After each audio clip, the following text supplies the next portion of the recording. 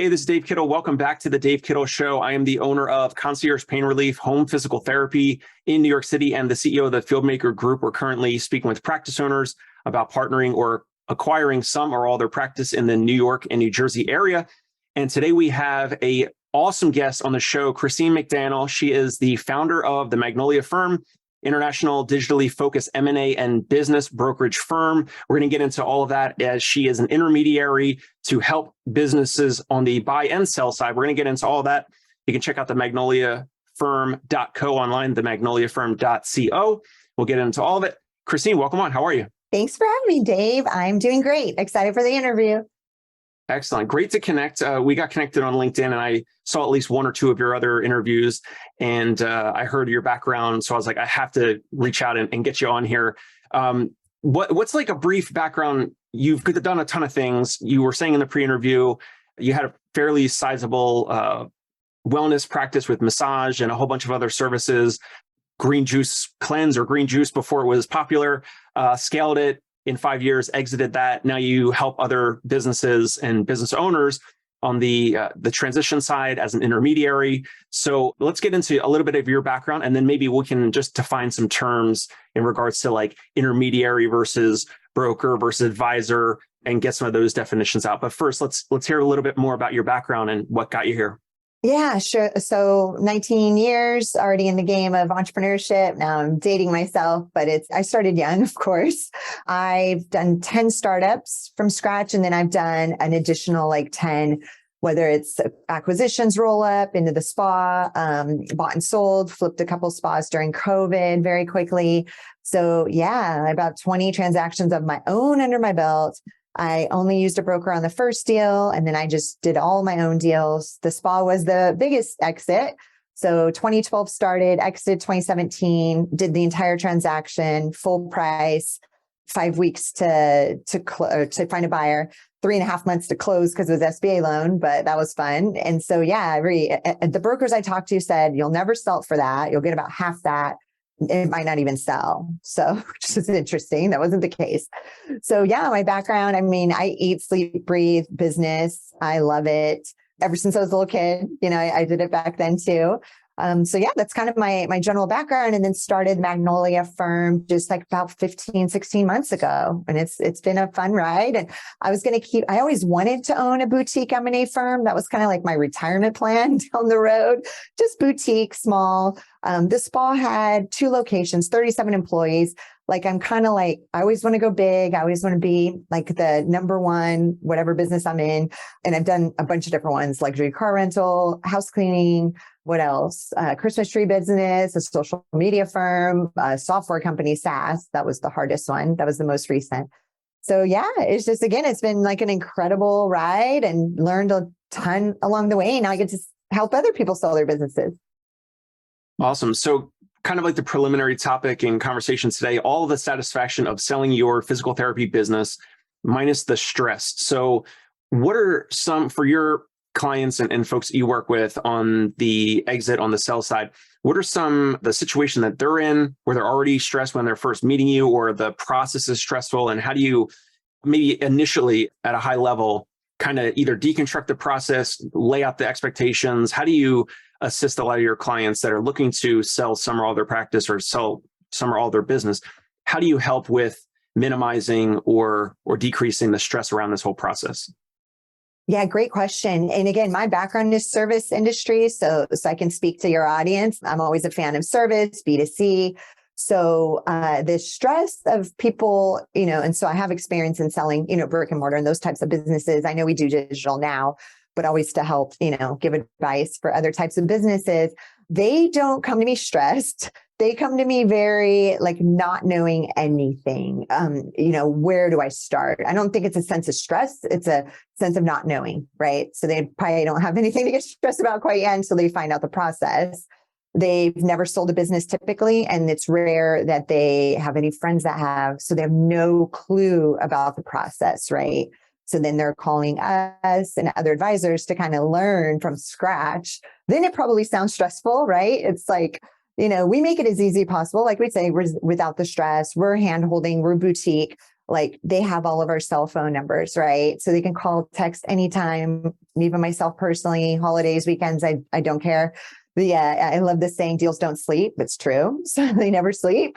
So I'm even Christmas Day, I was, kind of dealing with some deals. So yeah, I think the stress comes after the fact. The stress might come in the transaction, especially close to the finish line. Again, as much as we can take the stress away, we've got a big one closing this month. It's SBA loan. It's got some interesting situation, and both buyer and seller they're getting very emotional and stressed because we're almost at the finish line. So me and my business, I brought on a business partner a few months ago. He's amazing. He's working with them today. Like I see him on the phone all day between the two of them. And it's therapy, right? It comes to the point where once it's under transaction, we're the therapists, right? We're just calming them down. We're moving the transaction as fast as we can. So yeah, I mean, it's a big process. And I think the stress comes, the closer, because we're hand-holding most of the process. And we're very organized. So we're doing most of the work for them. There should not be stress at all. Not even during the pitching when they're meeting potential buyer. It's not stressful because we prep them. How about more frustration or I guess stress when it drags along like if there's deal fatigue and if it drags on too long, either from maybe less about because you have so much experience. So you probably are supporting your business owners a lot more than maybe if they had another professional or they were going at it alone. Are those some of the challenges with stress if a deal or a negotiation lasts too long, or maybe the negotiation terms are changed as you get, closer and closer to the potential closing date? I'm glad you brought up deal fatigue, and I'm glad you brought up retrading, which that's what it is. You're in the transaction. So we give so much due diligence up front, an insane amount of data in the data room, like pretty much not the tax returns, not the bank statements. Other than that, they've got everything to write a very comfortable LOI, right? Confident. I tell them that too. Like it needs to be your highest and best offer. You need to be very confident. There's just deposit put down. Of course, it's still non-binding. They could back out. I've never had a retrade. If it even got to that point, I will straight up I don't take bluffs very well. And so I hold strong on that. I've never had that. I've never had somebody try that yet. I think they know I wouldn't allow it, but I would say no in a heartbeat. And I won't even let my seller even contemplate a retrade unless there's a genuine, something, maybe the sales decreased, but we're pushing our seller to just put the pedal on. Like they got to keep growing. That's all we care about. We're trying to do everything else. They need to keep growing. We're going to leave them alone. I guess if the decrease during transaction, but we move fast. So we've had one person put an LOI in the morning, close within 24 hours. We've closed 2 deals within 22 days. This one's a big one. And we are going to close with SBA. It's going to be a 7-week from offer to close, which is like crazy because SBA could take 3 months. So yeah, the retrade and then not allowed and then deal fatigue. I ran a bunch of marathons. I don't get fatigued. So, and again, it's my job to not let my seller get fatigued, and they do, right? So, that I'm guarding them from that. But anybody listening, and you guys can run your own transaction. Again, I did that. There's no rule. It's kind of like a for sale by owner on a house. But just don't get fatigued. Just know you're in it for the long haul. Another advice I would get, because we've had like LOIs fall out. We've not, knock on wood, had a last minute transaction fallout. It's usually buyer's remorse after the LOI. It's usually pretty quick. But then I got to call the seller and they get upset because their heart got set on the deal, heart got set on the buyer. And I'm like, I have to tell them like, hey, it's a emotional roller coaster. Like, please don't, like, until the money is wired into your account, do not spend the money in your head, not even in your head, because it's hard, right? I'm the same way. Just don't look at stuff. Don't imagine what you're going to buy, because if it, God forbid, it falls out, it's just more devastation. Yeah, it makes a lot of sense. We'll come back in a second to some of the potential stressors of this whole dynamic. Let's define a few terms. So there's practice owners, there's business owners that can go at it alone. The practice owner that we're working with, that we're transacting with and going through this deal right now, this individual is using his own attorney. There's others listening out there that have gone through deals and they've used a broker or advisor, and you guys are an intermediary. What are some of the common terms, definitions, anecdotes around some of these terms? Basically, it's like an intermediary, maybe you say is like the umbrella term, a professional that's a specialist that's supporting these individuals through this process. Can we just define some of those terms? Yeah, for sure. So broker has such a bad connotation. I will not use it. I'll only use it if I'm talking about the other brokers, right? So I'll go, M&A advisor. A lot of our sellers end up getting acquired. So we're doing M&A. We haven't done a merger yet. So business intermediary, I'll use that title, lead business intermediary. That's what my team goes by also. Some of them are junior associates, so they might be associates on our team. We have an amazing team. Shout out to our team. So those are the main terms, but essentially they pretty much all do the same.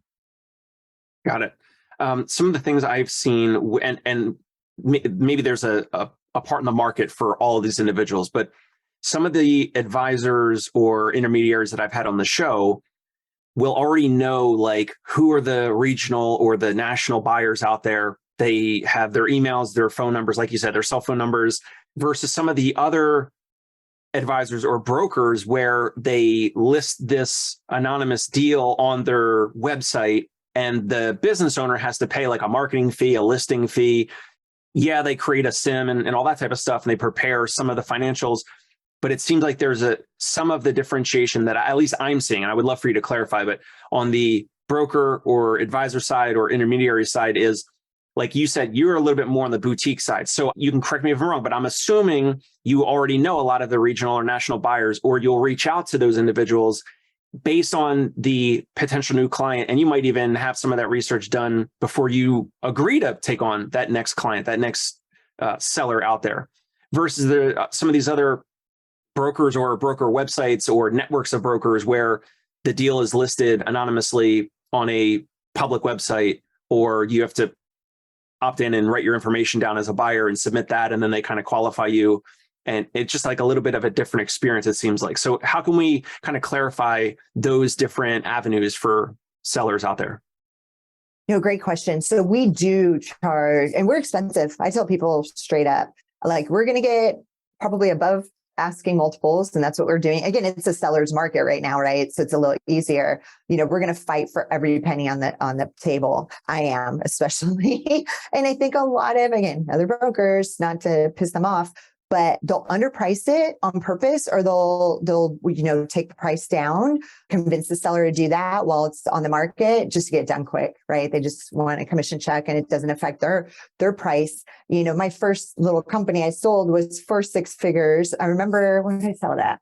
Like that one was 280 cash. But my broker at the time was like, hey, Christine, let's go, to 230. I'm like, Jeff, that's a $50,000 difference for me. That's only a $5,000 difference for you, right? On your commission. It was so frustrating. I didn't do that. And so it's unfortunate that happens a lot. I won't be able to sleep at night. I push hard. And even the sellers like, Christine, lay off, because I'll counter a couple times. And they're like, it's fine. And I'm like, no, if I know if there's anybody on table, I can't sleep at night. So again, we're pricey. We do charge a marketing and setup fee that upfront, and that's guaranteed. It goes against our success fee at the end of the day. And then it's also, I'll give it back to the person if we don't sell the company within 12 months. So that helps out because we do a lot of work up front. When you mentioned SIM, we do a memorandum that's multiple pages long with the Q&A. We do an interview with our seller, which is working out really well, where I'm asking them all the questions in a video that a buyer's going to ask them, right? Because we were pitching online, they're just repeating themselves over and over and over. So again, that's in the data room for the qualified potential buyers, all the financials, et cetera. So we're putting, we do the SIM, we also do a gorgeous slide deck. People are visual. Why are people doing decks for raising capital, but they're not when they sell their company? When I sold my spa, I did one, and I'm without a doubt, I know that's what sold it. I sat with the potential buyers in my office downstairs from the spa on a Sunday, went through that deck with them.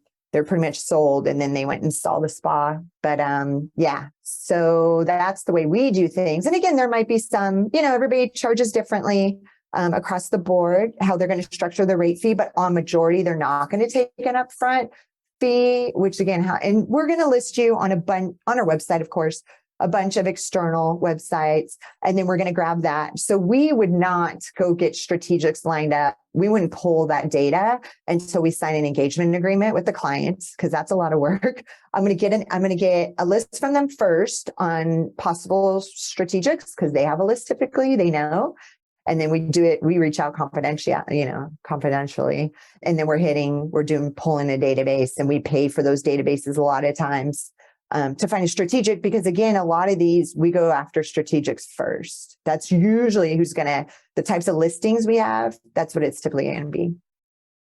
Got it. And are there any specific industries or niches where you guys will only accept new businesses or sellers right now? In the pre-interview, you mentioned brick and mortar, just in California only. And then so then if it's digital, maybe across the country, like who would be your ideal client or business owner to reach out? And do you service some of the health and wellness in the healthcare worlds? Yeah, so we're doing strictly all digital remote-based businesses globally. So we have clients in other countries, which is fun. That's our wheelhouse. That's our specialty. I was doing brick and mortar in the beginning. Those are a little more difficult. They don't fetch as high of multiples. Again, everybody, I know everybody listening obviously has a brick and mortar service business. We do a really fun, and I know Dave can put in the show notes. We do an M&A forum, and it's free. It's the last Wednesday of every month. And that's where we bring on buyers and sellers collectively and just like ask questions, because a lot of people have the same questions, right? So it's just kind of free advice about the process, creative financing. And I kind of speak on both sides, right? Because I do have experience, mostly we deal with sellers, but we will also, handhold a buyer, because usually they're unrepresented. That's that's our wheelhouse. But otherwise, anybody can reach out, and I have a network of amazing, advisors in other states that can, but you have to be licensed in the state to do brick and mortar. Right. So you mentioned the forum. Is that the Rapid Acquisition Club that you previously mentioned, or is that those are two different things? Yeah, two different things. So rapid acquisition would be, it's kind of like Shark Tank style. You come on, seller pays a fee just to come on. So we're not representing them, right? And then a buyer, we got a bunch of buyers on there that are looking to acquire businesses. I think the odds might be a little slim of like, okay, in brick and mortar, you're going to have to be in New York, right? The business. So, I don't know if that would work as well, because our database is huge, and everybody's waiting for digital businesses right now in our database. And what types of digital businesses, like SaaS or software, and what other types of business models and businesses do you guys currently represent or have recently? Yeah, the magical, criteria that we see is everybody wants a business that's remote based, of course, US based. Also recurring revenue. Like my spa, we were one of the first to have recurring, and my mentor, who's amazing, told me that like you need memberships, you need the recurring revenue from day one. We had monthly memberships and we had annual, and 30% of my revenue was recurring. And that's why we got such a high multiple above average on my spa. And you guys, physical therapists, could you guys do something similar essentially, or it's more short term, right? It definitely is episodic, but there's more of these like stretch places popping up. And like one of the examples, there's a practice owner in Delaware, and he's like, now he's got 3 locations of physical therapy, Steven Rapicelli, 3 locations of traditional physical therapy. And now he's opening up other locations that I think is called Stretchplex. And it's just like the stretch, it's not a physical therapist. Mm-hmm. So it's private pay. And I'm assuming he's probably got some monthly recurring memberships, as well as maybe some, higher price, but like a la carte type menu, and maybe both or one or the other. But physical therapists could absolutely offer that if they had like personal trainers or massage therapists offer it. And as well as they could certainly hire massage therapists and have some type of like a massage or wellness, health and wellness membership. Not many do it. They just really focus on the core physical therapy offering. But more and more places I'm seeing across the country are offering. Have you seen like the compression boots, like the Normatec compression boots with like the pneumatic pressure and things like that? So there's memberships for that. There's a lot of practices doing that more and more on the wellness side now. And we had it in front, again, this is 2012. Like this stuff was cutting edge back then. Infrared saunas. So we had memberships on those. We had, we did facials, massage, green juice cleanses, obviously. And so some cool modalities. I mean, everybody, the stretch, those places are popping up everywhere. Insane. And I've gone, and they do all have memberships, right? So that's recurring revenue. I'm curious to see if the economy shifts, how those do, right? Are people going to continue paying to get stretched? Or are they going to try to stretch at home on their own? I mean, I think time will tell. But I think you guys have kind of the platform to add that service so easily. And just so you know, the one I went to, it's a franchise. It was great. But yeah, it was pricey. And these were college students studying kinesiology, right? Because I'd always talk to them. So, I mean, get some college students in there, right? To offer this service. And it's great learning for them, and it's recurring revenue. So back to the businesses that do really well, SaaS, of course. Any type of integration, a couple, and people could look at our website. You're going to see all the current deals, and you're going to see all the ones we've sold. So software companies that are doing integrations like HubSpot, Salesforce with these large companies, Zendesk, those are more one-off projects. So they had some recurring revenue, maybe 30 or 50% of the revenue. And then the difference was project-based. So that's fine too. Just getting as much recurring as you can will bump that multiple up. I was just thinking of my podcast guy, Nathan Navas, because I pay him a monthly recurring fee, and he edits and makes my digital assets and thumbnails and publishes it online, all that. So that potential, I don't know, but he's young and he's not looking to, exit, but it is, I'm assuming all of his clients probably pay like a monthly retainer or a monthly fee for those services. So that is purely, I don't know, it's not a software as a service, but it's a recurring business, in terms of defining some of those differences. No, Dave, yeah, and I'm glad you brought that up, because you probably have, physical therapists, watching that are just the guy. It's their client list. They're the person, the business is wrapped around them. That's the other thing. You gotta get out of that business. You got to work your way out of a job. You need to hire somebody. You need to, have SOPs in place, standard operating procedures or a playbook, whatever you want to call it, so that people can follow it. There's a system in place, processes, because it's very difficult, if not impossible, we've taken these people on where they have a team, but the business is still wrapped around them. So we're trying to strip the owner out. I think 10 hours a week is kind of, people coming in understand, the owner is not going to be 100% hands off. They still might oversee things, oversee the team, maybe do payroll, maybe still do marketing and sales, because that's what they enjoy doing, but just stripping out them, right? Because it's going to be unless somebody acquires them for their client list, but again, some of those clients might leave because they were so, attached to the practitioner. And then these owners in almost any area of business, then the value or the offer is typically higher, and the value of the business is usually higher if the individual is somewhat out of producing the revenue, if they're working on the business and not working in the business.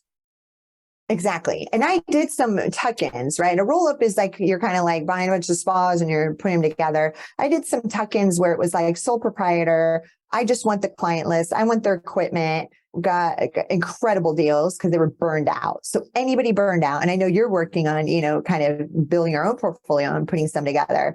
People listening, please don't be burned. Don't wait until you're burned out to sell, because it will be really rough. You're going to deal fatigue. Day one, deal fatigue, right? So please don't wait until that moment, right? Think it out. But, these women were so burned out. I just grabbed the businesses really quickly, tucked them under. They were sole proprietors. But again, I just wanted to pay for the client list. And then, so that worked out. Was there any particular reason why you got out of the 2-location spa at that point, where I think you started it and exited within 5 years? And many of the practice owners listening have been owning and managing and operating their practice for 10, 15, 20 years or more in some cases. So was there a reason you got the energy or the idea for the next thing and you were ready to exit, and maybe you thought it would be the best time to exit? What made you pursue that instead of just retaining it and holding it and growing it to the 3rd, 4th, 5th location? Yeah. And I'm glad you brought those up. Those are two good ones too. How long you've had the company, the longer the better for a buyer, right? Longevity of your team. Do they stick around? Do you have a strong manager in place?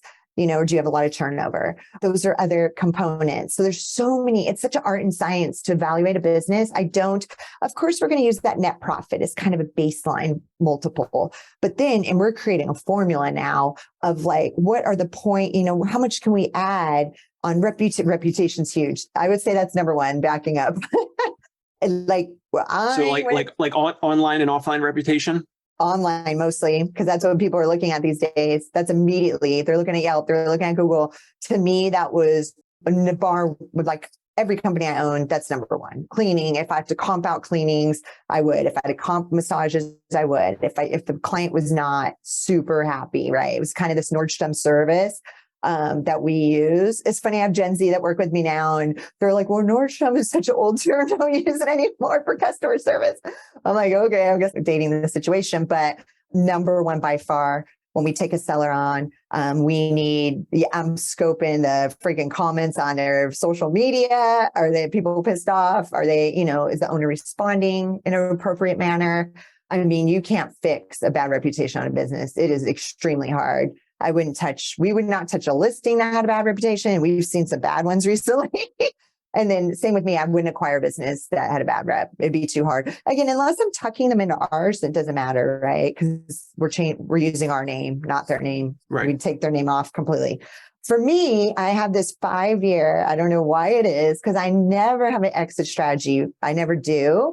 I just kind of intuitively feel it out. My rule is when I'm bored and I'm just like not waking up before my alarm anymore, I'm not excited to go to my office. And the last hat I always wear is the marketing hat, which I love, sales and marketing. But again, it's not fair to my team if I'm just kind of getting over it, or my clients or anything.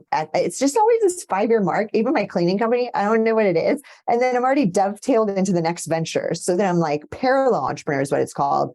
I don't do 2 startups at the same time. That's absolutely insanity. I've tried it once, but I'm dovetailed in the next venture already because I'm excited about it. And then I'm continuing to grow the startup. But again, I'm so far removed that I'm not really needed as much anymore. And I remember I took a month off to Europe with the spa. This towards the end.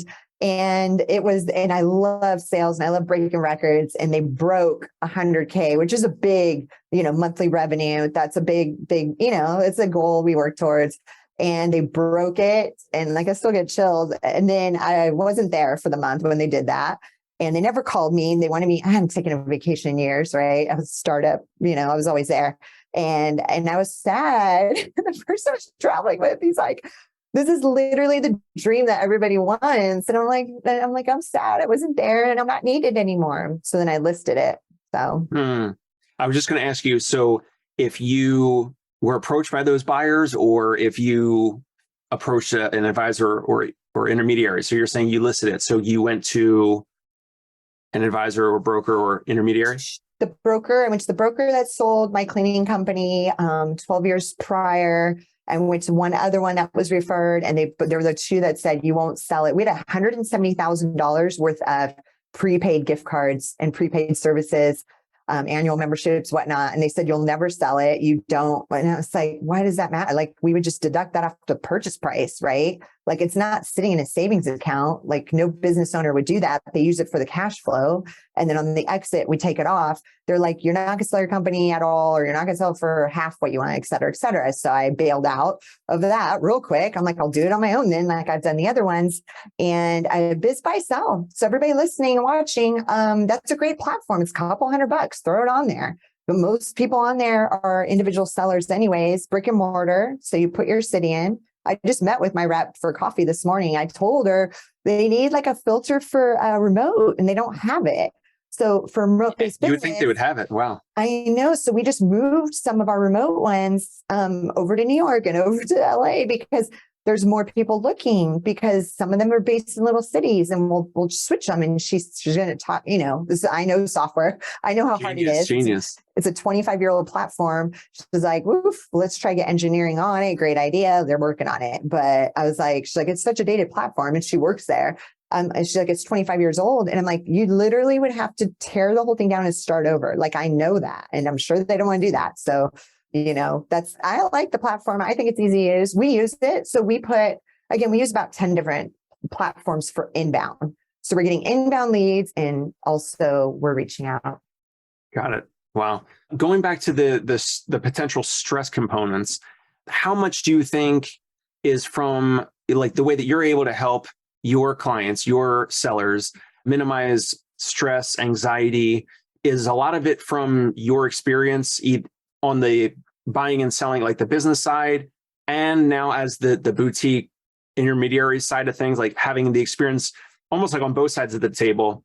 How much of that kind of goes into your team's ability and your confidence to minimize like the stress, the anxiety, the apprehension, or the unknown, like the areas that these sellers don't even know about? How much is that going back to your experience, your team, your knowledge versus any other components of it?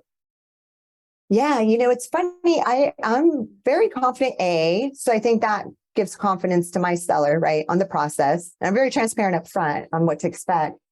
And I don't get upset. I'm very calm because again, I just know what to expect. I'm like, this doesn't surprise me.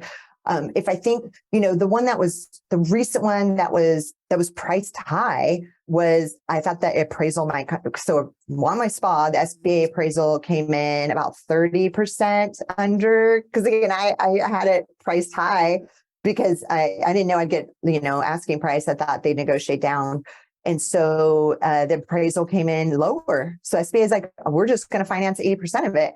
So I told my seller right to his face, I had to tell him, like, you got to come up with the difference, the 20% difference, and he did. And I was super confident about that when I asked. It was a poker face of the century.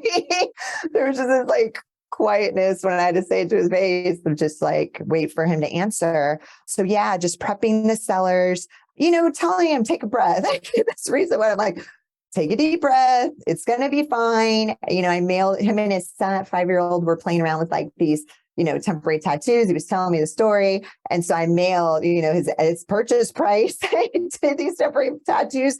And I mailed them this week to him of the amount of money he's about to get, because he's getting stressed out. I'm like, look how much money you're going to have in a second. Like, calm, it's fine. Like, so he was laughing today. He's like, I got the tattoos in the mail. It was funny. So just make it fun. We laugh, hey, can I be candid with you? There's cuss words happening. He's from the South and we just crack up. Like, we're very laid back, new age, nothing's going to really ruffle my feathers. And my team would always tell me that. They're like, wow, like there was some crazy stuff that happened at the spa. And I'm just like, I don't know. Like, it's just, my father was that way. He had a business and he never got stressed. I've never seen him stressed. Even the times he probably should have been stressed with the IRS chasing him down, and he just thought it was funny. I'm like, okay, that's how I grew up with that kind of mentality.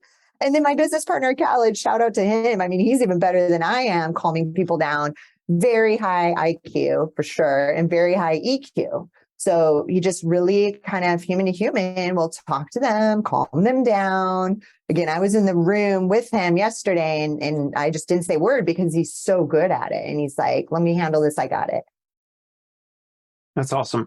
Let me ask you a question in terms of the digital side. So the digital businesses that you represent, there's a physical therapist, Tony Maritato. He's been on the show a couple of times. He's based in Ohio and he does a ton of stuff online. He has multiple YouTube channels. Some are physical therapists or PTOT, SLP. So physical therapist, occupational therapist, speech language pathologist facing. And then he also has some like patient facing assets as well.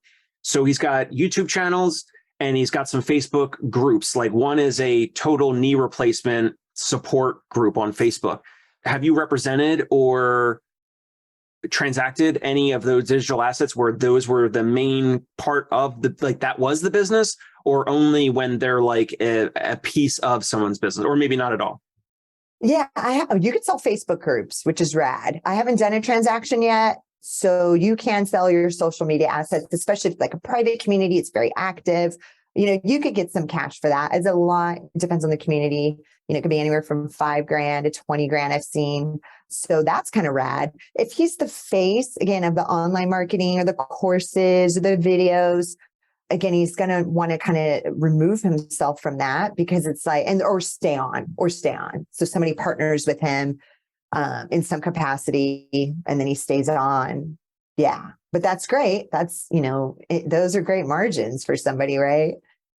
Yeah, I think his total knee replacement support group, I think it's like 25,000 members. Like it's pretty sizable, and people, he monetizes it via YouTube videos, YouTube monetization of the ads. And then he also has he'll post common, like shoes and like other like equipment and things like that people can use, and people buy at home to loosen up their knee replacement, like in between their physical therapy sessions. And then he'll partly monetize, even though it's, I think, a work in progress, but monetizes it with the Amazon affiliate link. So if they click on that link, if they buy his product or something that he's sharing, he gets a little bit of it. But then also if they 2 hours later, they buy like a $1,000 bed or something on Amazon, he actually gets a piece of that too. It's like a 24-hour window. I don't know if you ever heard of that, but it's like you can monetize, and people are buying other things on Amazon. And the Amazon affiliate, I don't have one, but he suggests a lot of physical therapists to do so, because we're recommending products and things all the time. It could be an ice pack, it could be some, cushion or pillow or something, or, some of those like low shoes with like a minimal, like the minimalist heel or whatever. Anyway, we're getting in the weeds here, but just talking about like the digital monetization. Yeah, not just digitally, but what about people? Does he have a private practice also or not? So he does. He has 2 locations in Ohio. Okay, so I wonder if he does to his list, or to somebody that came in, a follow-up email with the hey, this is stuff I recommended, and does it go into his Amazon, affiliate link? Do you know? I'm sure he does. I don't know. I know he's not huge into email marketing, but I'm sure he shares it one way or the other with his folks, with his actual like in-person patients. Okay. And I'm so big. I know we talked before you hit record. I'm just really big on trying to give value to everybody that's, listening. Of course, I can tell my crazy stories, but I want people to take notes and learn stuff. Running ads on YouTube is number one, over Instagram, over Facebook, over everything else is very expensive. And you could do some really great results, and it's still really cheap to do ads on YouTube. Number one. Number two, love this, Amazon affiliate link situation, because that he could sell a business, right? That's rad. Like he could easily sell that part because he's not the face of it necessarily. So that's cool. Yeah. So I email marketing is my third and last tip on this part. Is please, everybody, it's free. Like it just takes time. And at the spa, we use My Body software, online software, and I was doing them weekly. And again, we got better results back then. I know email inboxes get like cluttered. Text messaging too is working really well. If you have permission to text them, just don't do it more than once a month. So I did weekly. I had my list segmented. It was crazy, but we made us so much money. I had a list would segment based on massages, based on if they came in for a colonic. So each email would target, it'd be a time, obviously it's for me, but would target such a specific list with an offer. So email marketing for everybody, please do it. Now, back when you had the spa, did you have someone internally that knew all that? Did you do that? Did you outsource the building out of the copywriting, building out of kind of like the funnel, the email sequence of like offers and countdown timers or things like that? Did you do that? Did you outsource it? I love marketing. I did it till the very end. I spent a lot of time. They could take me a day to write all of them. I'm a copywriter, and I did the timers. I did every little trick in the book. I'm in a marketing mastermind. I've been in for over a decade. So I'm into that. That was like the thing I wouldn't give up. I'm in my now Magnolia firm and even my software company. Lauren, who's been on my team for 5 years, incredible copywriter, beats me out of the way. And now she started as a marketing intern 5 years ago. And now she's way better than me. So she does the first draft always. And then I come in and just kind of add and tweak, but she's incredible. So shout out to her. That's awesome. So really appreciate your time, Christine. Any closing thoughts on the component of selling some or all of your business? It could be, I know you're a little bit more on the digital side, but you guys are also doing brick and mortars as well in California. So for practice owners, business owners out there, whether it's the communication style, selecting the right broker, advisor, or intermediary. What are any final thoughts, closing remarks, anything around this whole process so that they can minimize stress, they can minimize any fear of the unknown? Yeah, I mean, follow the Magnolia firm on any social channel, YouTube, we're on all of them, Instagram and LinkedIn, for tips and tricks that we're always trying to give sellers on the exit strategy. The ones that come to us are like, I wanted to sell yesterday. So and again, our clientele is younger, anywhere from 23 to 47 right now on selling a company, which is crazy. That's who we attract. So they're like in a hurry. So we don't do exit planning necessarily. It might be something we offer in the near future, but I would say so look at our socials. I'd say again, for people like thinking about exiting, not ready yet, reputation, number one, get yourself out of that business. Don't let it be wrapped around you anymore. So work your way out. That takes a little time. And then recurring revenue of any sorts. Those would be like my big ones to concentrate on for you guys. And reach out. I'm great on LinkedIn. Like as far as messaging me, that's the best way to reach out is through LinkedIn. So connect there. Excellent. And check out the magnoliafirm.co. Is that the best place for the audience to reach out to you in terms of connecting, or LinkedIn or email or anything like that? LinkedIn for sure, without a doubt. Yeah. And they can reach out through the website. My team will see it and can handle stuff too. They're great at that. Excellent. Well, Christine, thank you so much for your time. I really appreciate it. And this was definitely and will be definitely helpful for practice owners and business owners out there in the healthcare world, health and wellness world. Awesome. Okay, Dave, thanks again for having me on. Thank you so much. Hey, it's Dave Kittle. Are you a healthcare business owner or physical therapy practice owner who is looking to figure out your succession plan or exit strategy? We might be able to help. And in fact, we may be interested in acquiring your practice. If you're interested, you can reach out to me. Shoot me an email at dave@conciergepainrelief.com. That's DAVE at CONCIERGE, painrelief.com, or you can call me at any time, 646-781-8884.